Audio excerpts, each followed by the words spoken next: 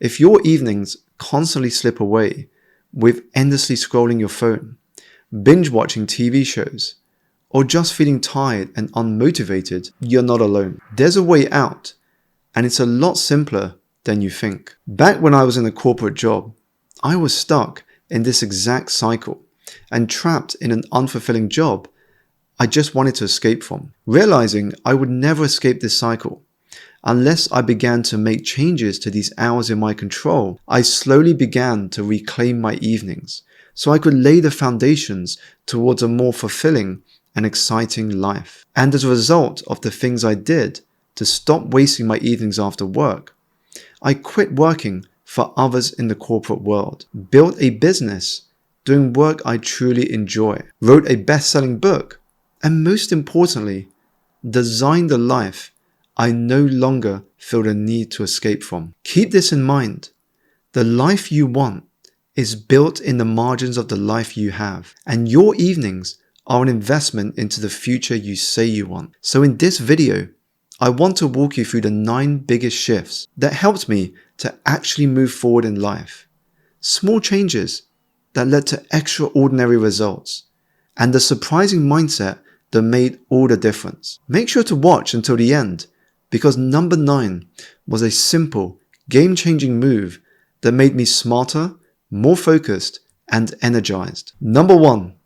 I defined a win for the evening. I realized my mistake was starting each evening with no real intention. Instead of vague goals like relax or get stuff done, I picked one thing that, if completed, would make my evening feel successful, and then blocked out at least 30 minutes for it. It was a non-negotiable vote for the future self I wanted to make possible, and I had to get this done before doing anything else. Sometimes it was reading a chapter of an inspiring book.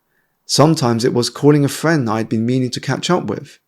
Sometimes it was developing a strategy for the business ideas I had. Some nights it flows, other nights it feels like pushing a boulder uphill. But showing up matters far more than doing it perfectly. Put another way, consistency over intensity wins every time. The small wins from today build momentum, and momentum builds identity. And if you start with intention, you will end with satisfaction. Doing this each evening eventually helped me to resign from my full-time job and launch my business. So before you wrap up at work today, write down what a win this evening would look like for you. Number 2, I reverse scheduled my evenings. For years I planned forward, wake up, try and survive the day at work, and then hope I had some energy left for the evening. It never worked, and I noticed that my worst evenings all had one thing in common. They bled into endless screen time. To take back control of my evenings, I planned backwards instead. I picked my ideal sleep time, say 10:30, and worked back from there. 1 hour before bed at 9:30, my phone goes on airplane mode. Laptop closed, TV off, all of which allowed me to start winding down for bed. 2 hours before bed at 8:30, reflect on my day, and then plan and prepare for the next, and so on. It felt weird at first, like giving up an addiction. But after a few days, it felt like I'd reclaimed a part of myself. So this evening, choose your ideal sleep time and then design your evening backwards from there. Number 3, I embraced a post-work transitional activity. When you finish work, your brain needs a reset. Skip this and you will likely stay in work mode all night, or end up crashing into exhaustion. Research shows that switching between physical and mental states helps to boost recovery. If you're mentally drained, move your body, walk, stretch, cook. If you're physically drained, engage your mind, read, listen to music, journal. I came to this realization one evening when a short walk through nature gave me extra hours of productive energy for the evening ahead. Transitional activities became the bridge between my working day and evenings. So after you finish work today, choose a reset activity that you can do for at least 10 minutes before your evening gets underway. Number 4, I created a fun list. For too long, I thought productive evenings meant working more. Not at all. A productive evening is one where you live your life or are making intentional moves towards the one you want. So I made a fun list of simple activities I could choose from. Learning a new skill with friends, outdoor walks with the family, meeting new people at a social event, going to a live music event. When you have a menu of fun things to do, you're just less likely to default to mindless ones. So sit down this weekend and brainstorm your personal fun list. Think, what would a fun evening look like for me? And aim for at least 10 ideas, big and small. Doing at least one of these a week made me feel like I was living my life instead of just existing in it. Number 5, I made done better than perfect. I used to think every evening had to be amazing. Now, if I write one messy paragraph, read 2 pages, or stretch for just 5 minutes, that's still a win. Lowering the bar does not mean lowering your standards. It means giving yourself permission to start and understanding that plans don't always go the way we would like them to. Some nights, you will be able to execute on your plans for an ideal evening. And some nights, you will have to adapt to a lighter version of what you had in mind. So when you're tempted to procrastinate this evening, adopt this mantra. Something small is infinitely better than nothing at all. Number 6, I designed my environment for success. When a book is on my pillow, I read before bed. When my journal is on the coffee table, I take time to write. When a yoga mat is laid out, I stretch and move my body. We don't always have a motivation problem. What we have is an environment problem. Make the easy thing the right thing by designing an environment that makes it impossible not to succeed. So this evening, pick one habit you want to develop and place a visual cue for it where you'll see it without fail. Number 7, I blocked out 1 to 2 rest days a week. Burnout doesn't come from working too hard. It comes from never resting well. The rule here is simple. 1 rest day during the week and 1 on the weekends. When I was in a full-time job, it was Wednesday evenings and Saturdays. This would be the time for me to pause, breathe, and recharge. And this setup gave me a nice rhythm between periods of deep work and intentional rest, and between periods of working towards my dreams and enjoying the life I had. So give this a go. Pick your rest days at the start of the week.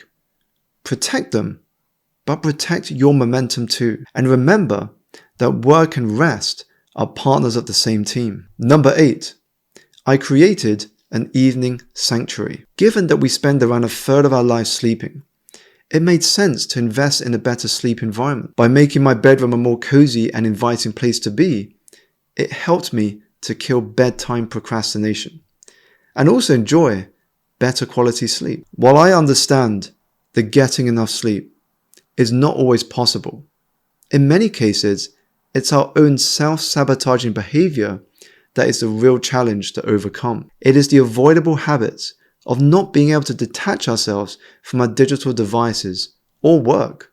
Habits that will starve you of the energy you need to be at your best come tomorrow morning. Our most productive days always begin with a good night's rest. And making my bedroom an evening sanctuary was the catalyst for this. Number 9, I used my commuting time to get smarter. Research shows that the average commute time to and from work is 1 hour a day. That equates to 7 hours a week, 30 hours a month, and 365 hours a year. I used to waste those 7 hours a week commuting on public transport, playing games on my phone, and mindless social media scrolling. I now realize that when we say we don't have time for something, what we're actually saying to ourselves is that this is not a priority for me right now. Because if something is a priority for you, you will absolutely make time for it. Commuting didn't have to be exhausting. It could be the perfect moment in my day to get clear in my head, smarter and more focused. To clear my head, I meditated while listening to calming music. To get smarter, I read books or listened to educational podcasts. For more focus, I visualized and brainstormed a plan towards a more exciting life. By the time I got to work, I was ready to tackle whatever the world would throw my way. And by the time I got home in the evening, I was energized to make things happen and enjoy the last few hours of my day. Most people don't waste their lives at work. They waste them after work. We often think our futures are built during the 9 to 5 and then blame our 9 to 5 for why we feel stuck. The real transformation, however, happens in the evenings and weekends after work. How you spend these hours, the hours that we own, influences the quality of your life. When you take back even just an hour or two each night, you change everything else by extension. Your energy, your relationships, your sense of joy, your future. It doesn't happen with one massive overhaul. It happens with small wins that compound night after night. And here's the uncomfortable truth. What you do in the evenings and weekends after work is a better predictor of your future than what you do during your 9 to 5. Because the life you want is built in the margins of the life you have. When you invest your time and energy after work into learning, creating, connecting, moving your body, or simple acts of self-care, they compound quietly and slowly into results that will make you unrecognizable. Keep this in mind.